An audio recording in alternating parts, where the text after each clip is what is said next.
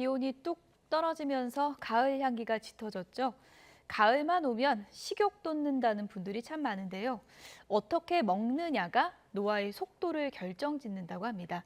요즘에 저속노화 전도사로 바쁜 분이 있습니다. 정의원 서울 아산병원 노년내과 교수인데요. 오늘 스튜디오에 좀 모셨습니다. 어서 오세요. 네, 안녕하세요. 네. 정의원입니다.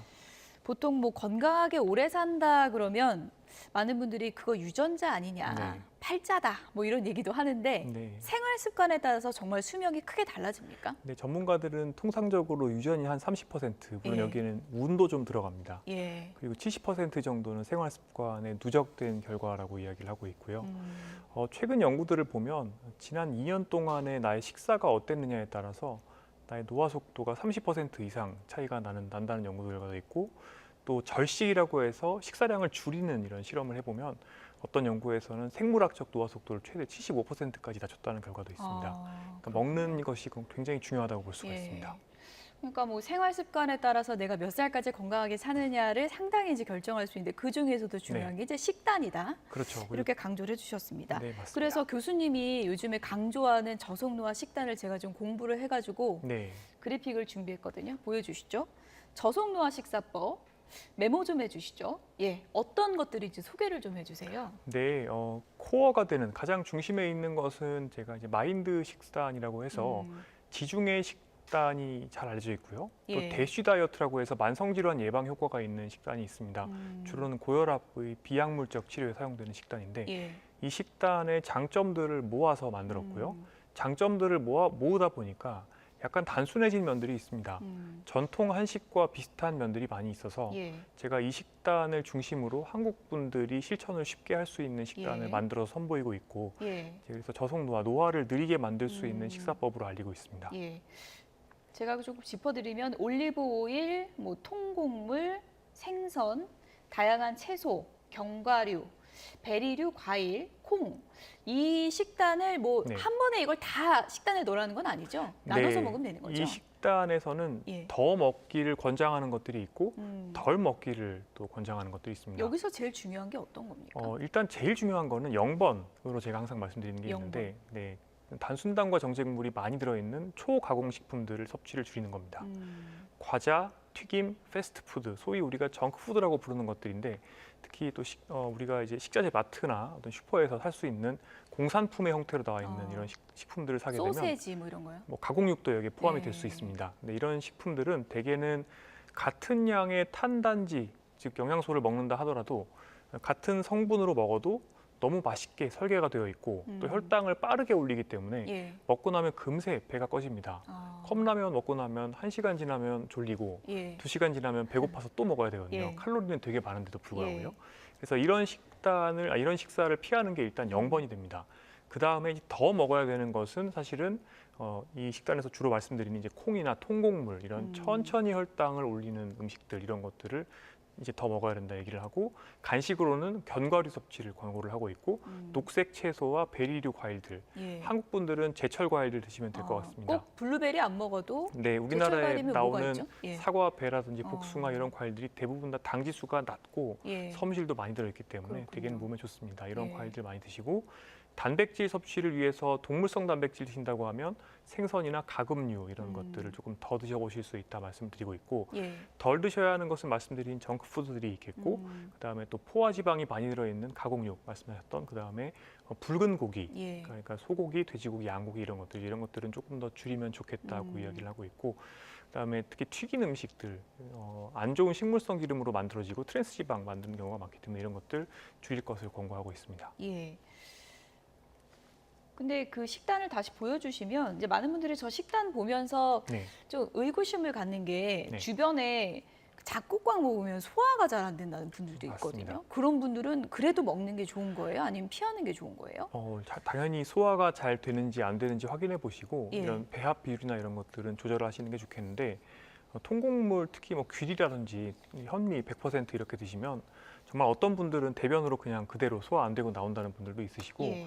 설사하신다든지 불편한 거 호소하시는 분들이 많고, 또 헛배가 부른다고 하는 분들도 있고, 가스가 차시는 분들도 있어요. 예. 그래서 잡곡밥은 너무 무리하실 필요는 없겠고, 식사를 하신다고 하실 때 일단은 견딜 수 있는 정도로 배합을 해서 드시는 걸 추천을 드리고 또 재밌는 게 이렇게 위장 안 좋은 분들이 예. 사실은 근력 운동하고 단백질 잘 드시고 제가 이제 흔히는 체중을 늘리셔야 되는 분들은 너무 저속노화 식단에 집착하지 말고 예. 오히려 흰쌀밥에 고깃국을 삼시세끼 드시라고 말씀드리거든요.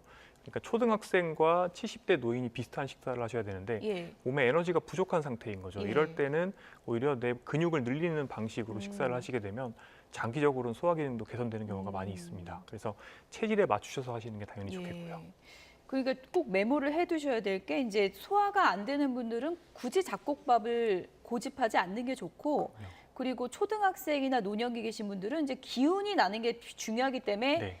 붉은색 고기를 먹어도 된다 매일. 네, 예. 맞습니다. 그래서 저속노화 식단이라고 해서 예. 어떤 뭐 교조주의적으로 예. 이렇게 꼭 하셔야 된다를 예. 말씀드리는 게 아니라 어떤 전반적인 이제 가이던스를 저희가 드린다고 보시면 되겠고 이 가이던스들은 사실은 대규모 임상 연구 그러니까 뭐 수천만 명 정도 되는 굉장히 많은 그런 사람들을 관찰한 연구에서 실제로 수명을 증가시킨다거나 예. 또는 만성 질환 예방하는 효과가 있는 것들을 모아놓은 것이라고 보시면 되겠는데 주로는 중년기 그러니까 성장기가 끝난 후에 예. 그 다음부터 노인의 몸이 되기 전까지 그때는 이제 대사 과잉 정도가 결국에 노화 속도를 빠르게 만들기 예. 때문에 이때 실천을 하면 도움이 되는 식단이라고 보시면 되겠고 성장기에는 에너지가 조금 더 필요하게 되겠고요.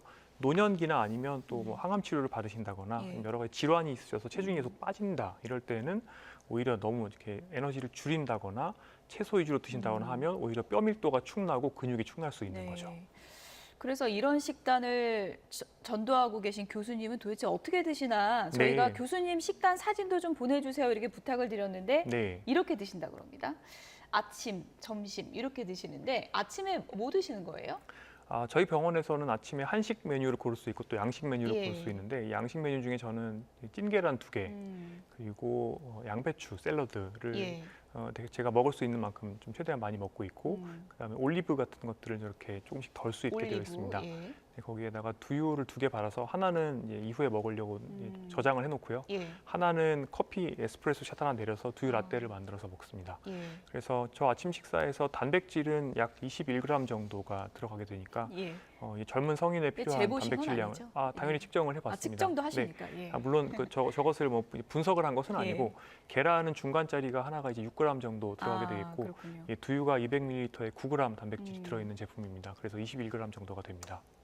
점심도 소개를 좀 해주시죠. 네, 점심은 이제 주로는 저희가 샐러드가 나오기 때문에 샐러드를 먹을 때도 있고 또는 이제 일반 식사를 받아서 현미나 아니면 잡곡밥과 함께 제가 먹게 될 때도 있습니다. 그래서 제 아침과 점심의 기본 원칙은 일단은 제가 일할 때는 단순당과 정제 곡물을 좀 피합니다. 예. 왜냐하면 혈당 스파이크가 오게 되면 혈당이 올랐을 때는 또 졸리고 약간 또 브레인 포그라고 말씀하시는 이런 집중력 떨어지는 현상들이 오게 되고 예.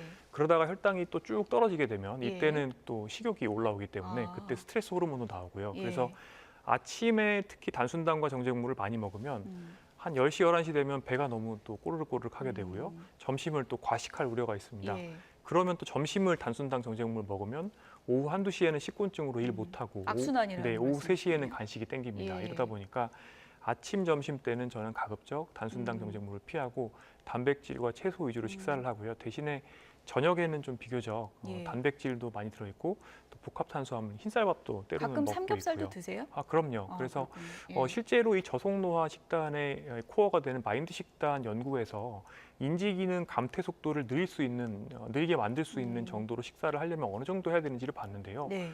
완전 정크푸드만 드시는 분들 대비해서 예. 잘 드시는 정말 정갈하게 드시는 분들 봤을 때 100점 만점에 한 70점 정도라고 보시면 됩니다. 그러니까 예. 정말 뭐 이슬만 드셔야 되는 게 절대 아니고 예. 채소만 드시는 것도 아니고요. 특히 뭐 블루존 백세인 마을 보시더라도 항상 뭐 축제를 하거나 이렇게 사람들과 즐겁게 먹을 때는 술도 한잔 하고 이렇게 할 수 있다 허용을 하고 있기 때문에 너무 스트레스를 받으면서 식단하실 예. 필요는 없고 즐겁게 드시면 됩니다. 그러니까 많은 분들이 교수님 유튜브 댓글에 난 네. 그렇게 먹으면 스트레스가 쌓여서 몸에 맞습니다. 더 안 좋을 것 화병 같다. 걸릴 것 같다. 화병 걸릴 것 네. 같다. 이러는데 네. 참을 수 있는 정도로만 지키라는 말씀이시죠? 정말 중요한 질문이시고 예. 참아서는 안 됩니다. 제가 참으면 봤을 안 때. 됩니까? 일단은 입맛은 변하거든요. 아. 그리고 우리가 컴포트 푸드라고 이야기하는 게 있습니다. 예. 뭐 사탕이라든지 초콜릿이나 아니면 케이크. 이런 것들은 혈당을 빨리 올리죠. 예. 그리고 혈당이 빠르게 오른 다음에 떨어지게 되면 그때는 스트레스 호르몬이 나옵니다. 그리고 혈당이 많이 오르면 그때 인슐린이 나오는데 그때 예. 인슐린이 또 부종을 만들어요. 아. 인슐린과 스트레스 호르몬이 수면의 질을 떨어뜨리고 예. 그날 밤에 수면의 질이 나쁘면 다음 날 스트레스 호르몬은 더 올라갑니다. 예. 그래서 장기적으로는 스트레스를 풀기 위해서 물론 예. 그런 음식 먹으면 지금 당장은 도파민과 엔돌핀이 나와서 기분이 예. 좋은데 장기적으로는 스트레스가 더 많은 사람이 되고 이렇게 스트레스가 많은 사람이 되면 내가 좋아하는 음식의 취향도 나빠집니다. 더 자극적인 음식을 땡겨 하는 거죠. 그래서 도파민 중독이라는 게 실제 도파민 중독이 된 게 아니라 사실은 뇌가 스트레스에 쩔어 있는 상태라고 보시면 되는데 오히려 정갈하게 식사를 하시게 되면 이 스트레스가 줄어들기 때문에 더 슴슴한 식사를 해도 충분히 만족감을 얻을 수 있는 예. 겁니다. 그래서 식사는 항상 식사와 스트레스, 수면 이 세 가지가 선순환을 만드는 가장 기초가 되는 것이고 그 결과로 전반적인 삶의 질이 좋아지는 겁니다. 예. 많은 분들이 식단을 좀 바꿔볼까 하는데 가끔 이런 유혹에 흔들릴 때가 있습니다. 일례로 워렌 버핏이 얼마 네. 전에 그랬잖아요. 나 콜라만 먹고 살았는데 이렇게 네. 오래 잘 살고 네. 나한테 그런 거 먹지 말라도 의사들이 먼저 죽었다 이런 네. 얘기하지 않았습니까? 이거 맞습니다. 보시고는 어떤 생각 드셨어요? 예, 맞습니다. 그게 일종의 그러니까 임상 연구에서 저희가 역학이라고 하는 개념이 있습니다. 그러니까 어떤 생활 습관을 영위하면 장기적으로는 수명이 얼만큼 늘어나는지 이런 데이터들이 다 있죠. 예. 그 경향성으로 말씀드리는 건데 예를 들어서 어떤 사람들은 난폭 운전을 하는데 사고 안 나고 별 문제가 안 생길 수도 있습니다. 그렇죠. 그렇다고 해서 우리가 난폭 운전을 권할 수는 없는 거고 뭐 음주 운전을 했는데 별 문제가 없으니까 계속 해도 되는 거 아니야 이렇게 예. 말하는 분도 있을 텐데 권할 수는 없는 것이죠. 이런 것과 마찬가지라고 보시면 되겠고 예를 들어서 뭐 전 세계에서 가장 오래 사셨다는 프랑스 장칼망 할머니가 있습니다. 이분도 돌아가시기 얼마 전까지도 담배를 피셨다고 해요. 하지만 그렇군요. 실제 연구를 해보면 예. 담배를 계속 피우는 것은 12년 이상 수명이 감소되는 것과 관련이 있고 노화 시기에도 3에서 5년 앞당겨집니다. 가속 노화가 되는 것이죠. 그렇기 때문에 정말 운이 너무 좋아서 너무 좋은 유전자가 있고 게다가 사실은 암은 50% 이상이 운이거든요. 예. 암 같은 것도 걸리지 않고 노년이 되었다. 그럼 다행이긴 하지만 워런 버핏이 그렇게 했다고 해서 그것을 이제 모든 분들한테 권유할 수는 없는 것입니다. 예. 아무래도 지금 건강하게 오래 살고 싶은 분들, 지금 교수님 말씀하시는 거 다 메모하고 계실 텐데 많은 분들이 이제 식단뿐만 아니라 운동도 궁금한 게 많은데 네. 만보 걷기 맨날 하면은 오래 건강하게 산다 이렇게 알려져 있잖아요. 네. 이거는 사실입니까? 맞습니다. 한 8,000보 정도를 매일 걷게 되면 그때부터 여러 가지 이 질병의 리스크들이 줄어든다는 것이 확실히 알려져 있고요. 혈압, 당뇨, 고지혈증, 비만, 우울증, 위식도 역류 정말 만병통치약이라고 볼 수가 있죠. 그런데 전략적으로 우리가 좀 고려할 것들이 있습니다. 중년기에 많이 걷는 것들은 좋은데 이제 우리나라 분들은 사실은 체형이 좀 작고 또 마른 편이 많고 예. 또 노년기가 되면 될수록 주로 근감소증 때문에 골다공증 때문에 문제가 되고요. 그래서 이미 우리나라보다 먼저 고령 사회를 경험한 일본의 노인병 하시는 노인의학 하시는 교수님들이 어떻게 얘기를 하냐면 예. 60대가 되면은 오히려 진짜 고기를 많이 먹고 근육을 지켜야 된다. 그래야지 치매도 안 온다 이렇게 말씀하시는데 그런 면에서는 운동도 사실은 젊은 분들은 오히려 유산소 운동을 이제 많이 하는 게 좋고요. 예. 그러니까 20, 30대라고 하면 유산소 운동이 한 70% 이렇게 되고 근력 운동이 30%. 하지만 60대가 되면 그때부터는 근력 운동이 70, 유산소 운동이 30 이렇게 바뀌어질 필요가 있고요. 그래서 걷기는 저는 이제 운동이라고 말씀을 잘 안 드립니다. 많은 분들이 걷기 운동합니다 이렇게 저한테 말씀을 주시는데 사실은 걷기는 앉아 있는 것으로 비교했을 때 한 3배 정도의 활동이에요. 그런데 우리가 운동이라고 얘기하려면 보통 유산소 운동은 5배에서 9배. 그래서 예. 땀이 좀 줄줄 나거나 아니면 숨도 약간 찬 정도가 돼야 예. 되고 그래야지 심폐 기능이 개선되는 효과가 있습니다. 그리고 근력 운동은 사실은 또 주 2회 이상 별도로 해주어야 되는 것이고요. 그리고 사실은 노년기가 되면 될수록 관절이 딱딱해지기 때문에 예. 스트레칭도 같이 해줘야 되고 예. 또 협응 운동, 균형 운동이라 그래서 태극권이라든지 요가, 예. 필라테스 같은 운동들을 해주게 되면 치매 예방 효과도 있고 낙상 예. 예방 효과도 있습니다. 그래서 운동 포트폴리오를 잘 만들어 두셔야 100세까지 고생을 안 하시고 걸으실 수가 예. 있는 겁니다.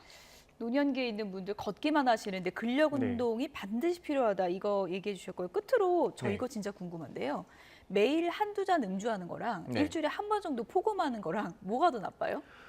일단 최근에는 예. 음주에 대해서 전문가들의 시각이 많이 바뀌었습니다. 예를 들어서 캐나다 같은 나라에서는 아예 안전한 음주의 상한선은 0잔이다 이렇게 0잔, 얘기를 예. 하고 있죠. 그래서 일주일에 한 잔도 좋지 않다는 겁니다. 그래서 정말 가급적이면 술은 적게 마시는 게 일단 좋겠는데요. 하지만 또 현실적으로 그럴 그렇죠. 수가 없죠. 예. 그러다 보니까 많은 국가들에서 다양한 권고안을 내놓고 있습니다. 그 중에서 이제 미국 국립보건원에서 나온 권장안을 보면 주종 불문하고 이제 남성은 14잔, 여성은 7잔 이야기를 하고 있고 우리나라 가이드라인에서는 이제 남성은 이제 8잔, 예. 여성은 4잔 이하를 예. 권고를 하고 있습니다. 이것은 차이가 조금 있는데요. 우리나라 사람들은 이제 미국 사람들보다 몸 크기도 작고요. 체중도 작게 나가고 그다음에 알코올과 알데하이드를 분해하는 효소가 또 약한 분들이 많기 때문에 절주를 하는 게 좋다는 겁니다. 그래서 이런 것들을 고려해서 음주 예산이라는 게 있다. 예. 그러니까 주종 불문하고 소주 한 잔, 맥주 한 잔 200cc 이렇게 잔들이 다 있잖아요. 예. 그걸 고려를 해서 이제 일주일에 남성분들은 8잔, 여성분들은 4잔 정도를 나의 이제 예산이라고 놓고 드시는 게 비교적 안전하다라고 생각하시면 되겠습니다. 그러니까 오늘 많이 마셨으면 이번 주는 꾹 참는다. 이렇게 총량을 좀 결정을 해야 된다고. 그런 것이 예. 질병 예방 효과로서는 예. 이게 확실하다는 것이 알려져 있고요. 이제 예. 물론 이제 술은 그런데 좀 다른 것이 이제 보통 우리가 어떤 절단점을 정한다고 하는 것은 8잔 예. 이상부터 갑자기 리스크가 확 올라가는 이런 것들을 이야기하는데 술은 이게 꾸준히 올라가기 때문에 가급적이면 적게 마실수록 좋다는 겁니다. 예. 오늘 내가 무얼 먹고 마시느냐가 내 수명을 결정한다는 거 많은 분들 알고 계시지만 다시 한번 좀 기억해 주시면 좋을 것 같습니다. 지금까지 정의원 서울 아산병원 노년외과 교수였습니다. 고맙습니다. 네, 감사합니다.